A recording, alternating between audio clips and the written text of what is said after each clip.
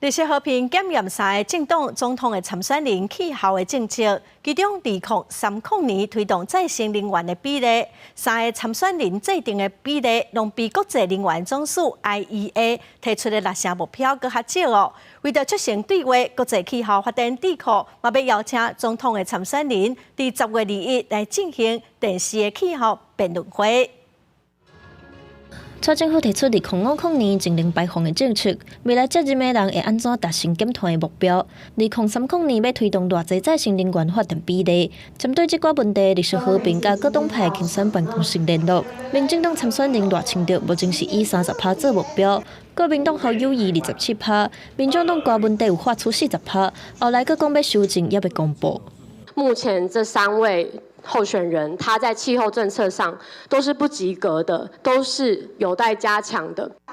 绿色和平强调，会滚动式来检核各阵营所提出的做法，加进一步修正的目标。马明确指出，目前联合国政府之间气候变迁专门委员会 IPCC 建议2030年要减碳43%。 国际能源总署 IEA 更加认为再生能源比例要达到60%。国际气候发展智库希望会当促成更较侪气候对话。